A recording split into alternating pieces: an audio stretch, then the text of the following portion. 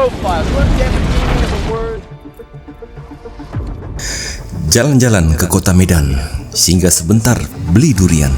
Salam bahagia buat teman-teman yang setia dukung jejak plot di setiap tayangan. Yo, ini dia film paket lengkap bro.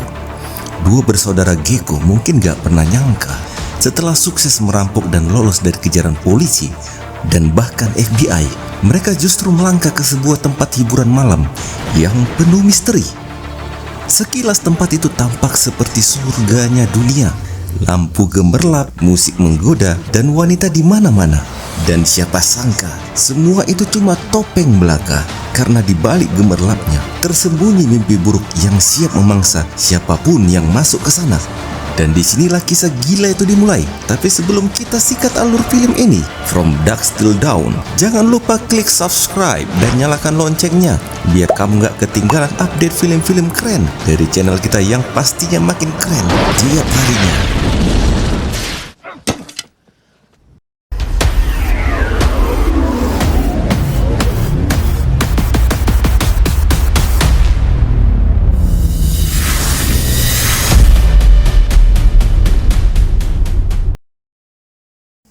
Film dimulai dengan latar cerita di kota Texas dan kita diperlihatkan dengan kedatangan seorang polisi ke sebuah Indomaret cabang Texas. Polisi itu tampak berbincang dengan seorang penjaga toko, katakanlah namanya Joko. Mereka sudah lama saling kenal, jadi suasananya nggak canggung. Polisi itu mulai curhat, sekarang susah Jok, cari uang masuk nggak semudah dulu, nggak bisa lagi bikin razia sembarangan, backing judi online juga nggak aman, salah dikit aja bisa viral. Ya iyalah pak, netizen sekarang udah pintar. Kalau ada yang aneh-aneh langsung direkam, diposting ke Facebook, Instagram, TikTok, dan banyak lagi. Sekali naik, otomatis jadi pengangguran. Iya Jok, dulu salah dikit paling dimarahin komandan. Sekarang salah dikit langsung jadi konten. Kocak itu netizen. Terus, polisi nyambung cerita. Kamu pasti udah dengar cerita. Ada berita perampokan bank. Mereka udah newasin 4 orang polisi intel, 3 polisi lalu lintas, dan 1 warga sipil. Juga bawa 1 sandera, seorang teller. Kayaknya mereka mengarah ke sini. Kalau jumpaku, pasti ku libas mereka. Polisi itu tampak yakin bisa menangkap penjahat itu. Dan gak berapa lama, dia kebelet pipis. Terus nanyain, di mana toiletmu Jok? Ke belakang pak, lagi kosong. Knock yourself out.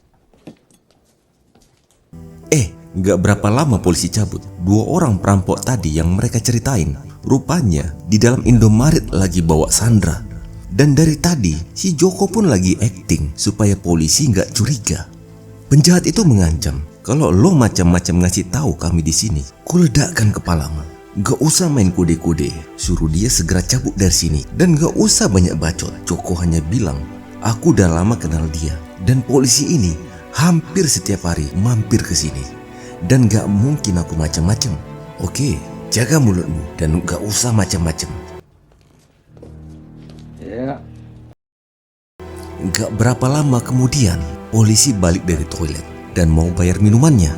Dan tiba-tiba, salah seorang penjahat itu meledakkan kepala polisi itu. Karena katanya si Joko mau ngasih kode minta tolong. Joko pun marah dan bilang, dasar pembohong kampret, aku gak ada ngomong gitu. Gak terima dikatain kampret, si Joko pun ditembak. Yes, I believe you. You should, but I'm right. 3.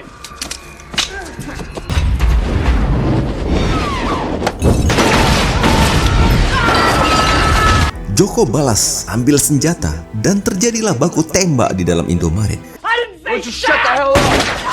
Hey, what the fuck is your problem? God damn it. Sial benar nasib Joko. Udah gaji gak seberapa, tapi harus mati ditembaki di dalam toko yang terbakar.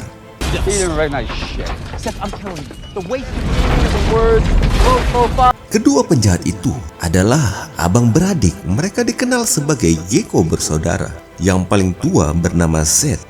Dia seorang penjahat kelas kakap yang sudah sering merampok bank dan mempunyai masalah temperamental. Sementara Richie, adiknya, seorang perampok yang baru lari dari penjara dan sering terlibat dalam kejahatan seksual. Dalam pelarian, mereka menyewa sebuah tempat penginapan. Asli, gak ada yang jaga lobi. Seth memukul keras bel pemanggil.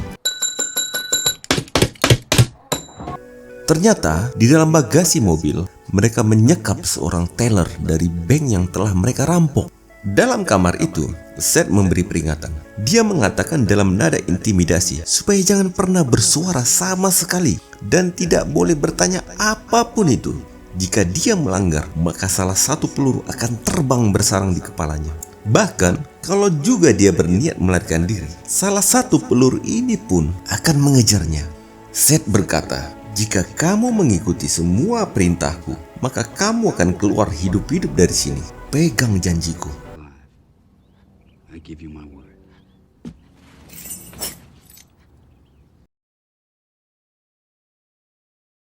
Dan Seth pergi keluar untuk membeli makanan kebutuhan mereka nginap hari itu. Sekarang tinggal Richie dan seorang teller berada di kamar. Berikutnya, tahu apa yang terjadi? Dia ngajak wanita itu nonton bareng di atas ranjang.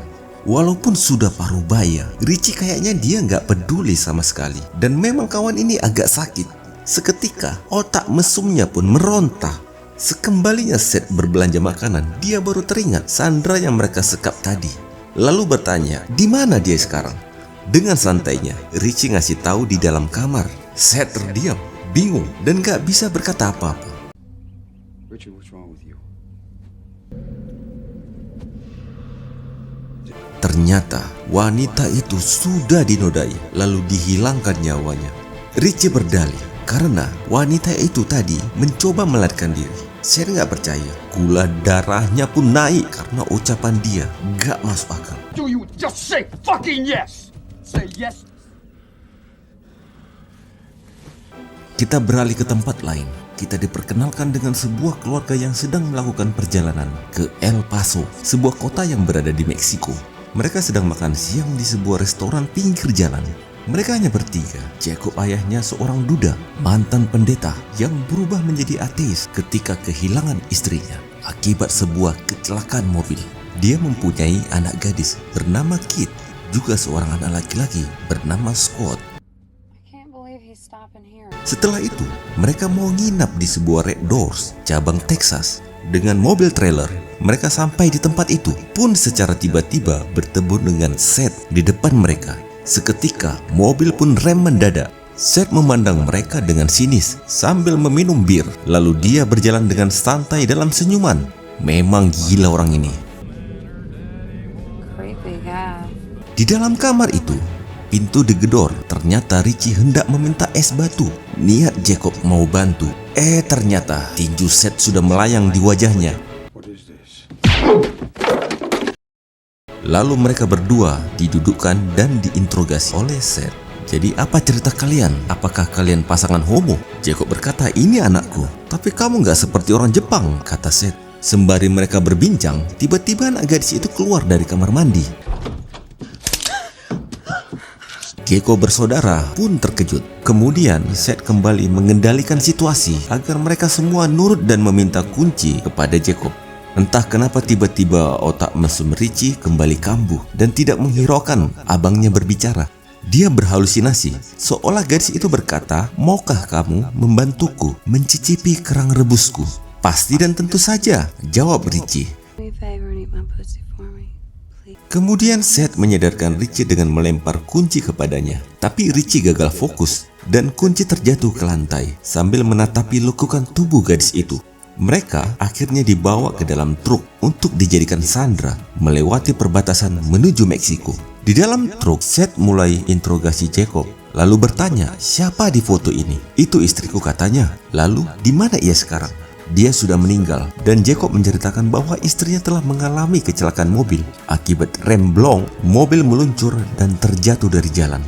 Apakah langsung meninggal? Tanya Seth. Tidak, 6 jam kemudian setelah terjebak, tertimpa di bawah bongkahan mobil, lalu meninggal dunia. Sebenarnya peristiwa itu sangat memukul perasaan Jacob dan dia merasa Tuhan begitu kejam sehingga memilih untuk tidak percaya lagi kepadanya. Seth berkata, oke, kita nggak usah terlalu baper dan sebenarnya aku nggak terlalu peduli dengan kondisi keluarga kalian.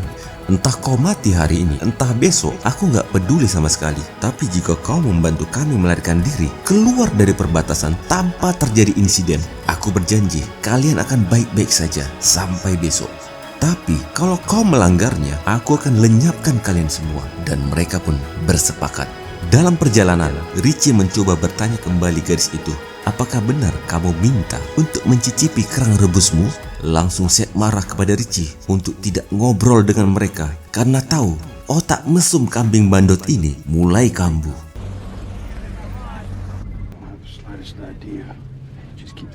Akhirnya, mereka tiba di perbatasan Meksiko.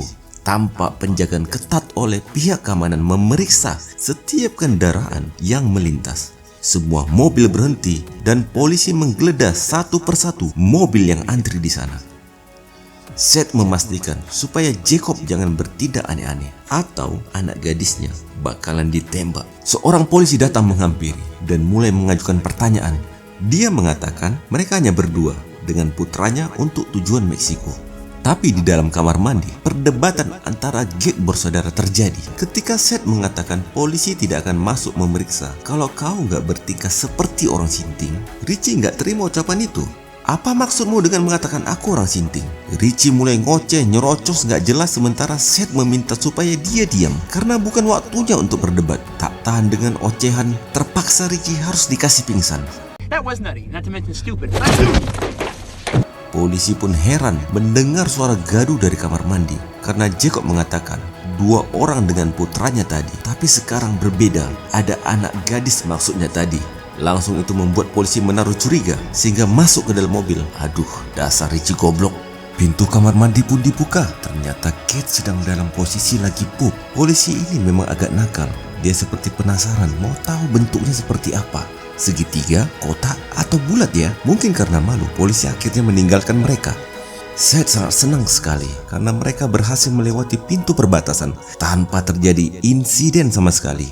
Dia memerintahkan Jacob untuk nantinya berhenti dan menepi di sebuah tempat yang bernama Titi Twister. Akhirnya tibalah mereka di tempat perhentian. Ya, inilah dia. Titi Twister adalah sebuah tempat di mana banyak wanita penari erotis mengadakan pertunjukan. Di sini juga banyak mangkal, komunitas motor gede, supir truk, dan kakek Sugiono yang memanjakan anunya. Tampak seorang marketing kerang rebus mulai melakukan praktek promosi. Ayo masuk semua para pecinta kerang rebus. Disinilah berlimpah kerang dalam berbagai varian rasa.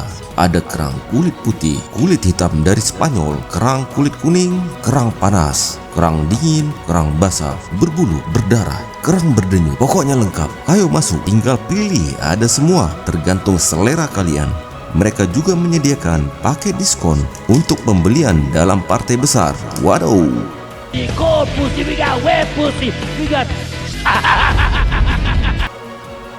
Seth dan kawan-kawan mulai masuk tapi dihalangi oleh marketing kerang tadi. Gak terima dihalangi, Seth pun meninju tepat di wajahnya. Gak puas dengan itu, Richie menambahi tendangan dirusuk dan membuat marketing kerang itu pun tumbang tanpa ada perlawanan. Ketika mereka berada di dalam tempat itu, mereka merasakan surga dunia tanpa ada batasan hukum dan norma. Seth merasa senang berada di sini dan pergi mencoba minuman dari seorang bartender. Tapi bartender itu menolak karena mereka tidak punya izin masuk di sini. Whiskey. You can't come in here. Seth tersinggung karena mau diusir paksa keluar dari tempat itu. Hampir terjadi baku hantam di tempat itu. Beruntungnya Jacob datang menengahi karena dia mengaku sebagai seorang supir truk. Dia mengatakan kalau nggak percaya silakan lihat di luar. Truk punyaku sedang parkir di sana dan mereka ini adalah teman. Mendengar itu, bartender pun memberi mereka minum di sini. Welcome to the Titty Twister. Akhirnya mereka mendapatkan meja. Seth mentraktir mereka minum tapi Jacob menolak karena sedang tidak ingin minum.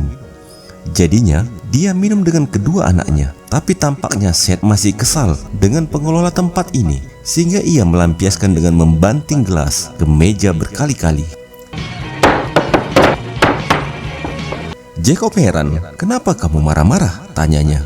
"Karena aku ingin menghantam botol ini ke kepala mereka," jawabnya.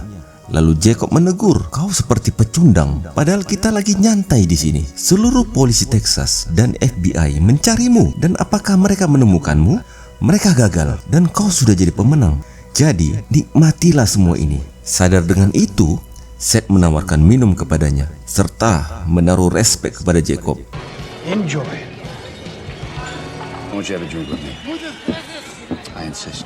Sementara bartender tampil di atas panggung, dia ingin mempersembahkan pertunjukan utama di klub itu adalah seorang wanita yang bakalan membuat mereka semua mata pria di situ bertekuk lutut dan akan memujanya dengan keindahan tubuhnya. Wanita itu adalah Of Santanico Pandemonium!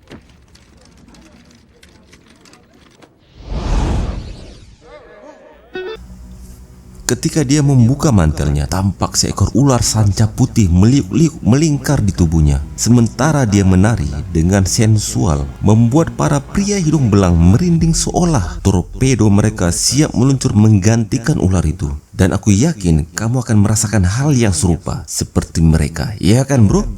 Selesai pertunjukan, mereka semua bersorak seakan merasakan kepuasan yang tiada tara.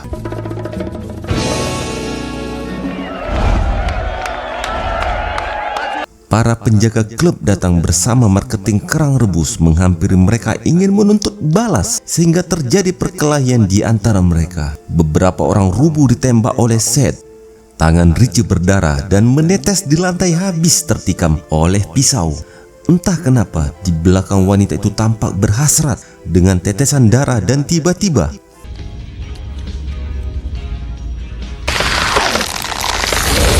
wanita itu berubah menjadi sosok vampir, melompat ke arah Richie dan menghisap darahnya. Seth melumpuhkan vampir itu dengan menembaki hingga berkali-kali. Sementara situasi menjadi tenang, tiba-tiba semua penjaga klub bangkit. Padahal sudah mati tertembak tadi, kini berubah menjadi sosok vampir yang mengerikan.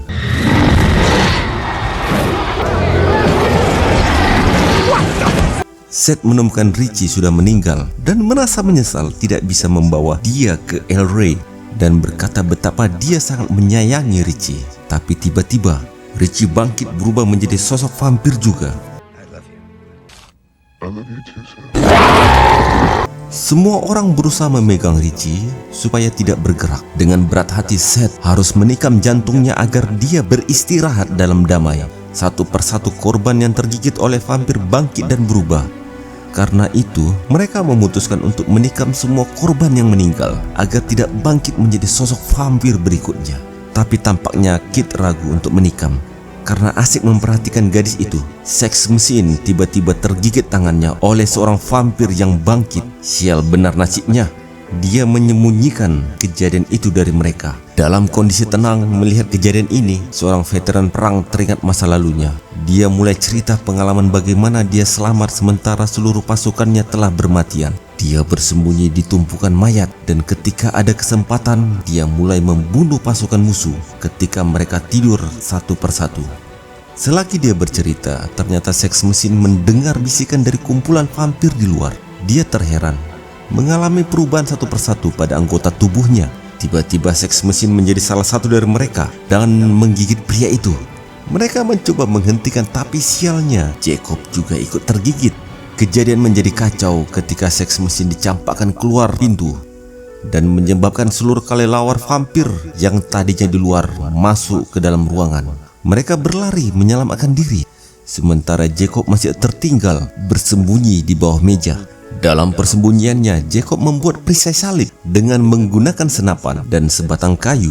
Satu persatu vampir dilumpuhkan dan bergerak untuk bergabung bersama yang lain. Dalam ruangan itu, Jacob mengaku sudah tergigit dan mereka harus bersedia membunuhnya apabila dia juga nantinya berubah menjadi salah satu vampir itu. Di dalam gudang, mereka mempersenjatai dengan segala peralatan yang ada. Barang-barang ini dikumpulkan dari pemilik sebelumnya, yaitu supir truk dan pengendara motor yang telah menjadi mangsa para vampir.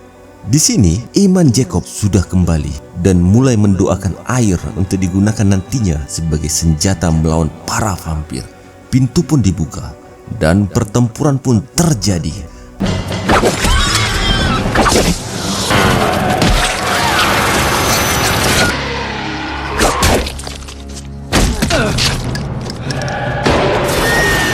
Kit melihatnya, mengarahkan senjata kepadanya, sementara Scott memintanya untuk segera menembak. Sekarang tinggal mereka berdua. Seth dan Kit terkepung oleh semua vampir yang masih tersisa banyak. Situasi sudah sangat menekan. Mereka terjepit, tapi berkas cahaya fajar dari luar sudah mulai muncul.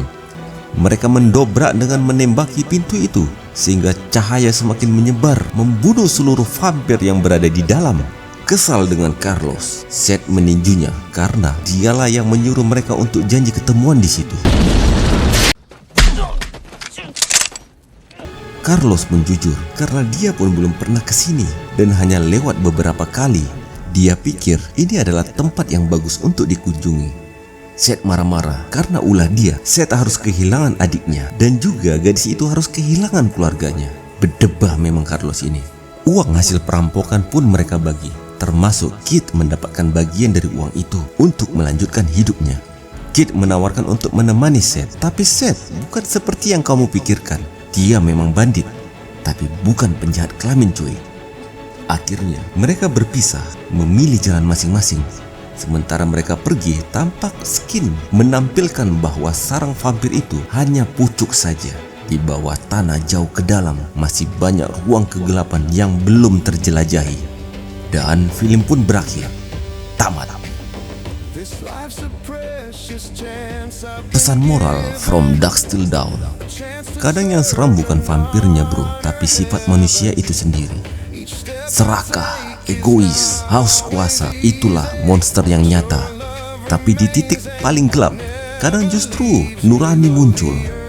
Karena fajar itu nggak cuma soal matahari terbit, tapi soal sadar kamu masih punya hati. Kalau kamu setuju, klik subscribe dan lonceng biar nggak ketinggalan cerita seru lainnya. Dan tulis di kolom komentar, menurut kamu siapa monster yang paling berbahaya, vampir atau manusia?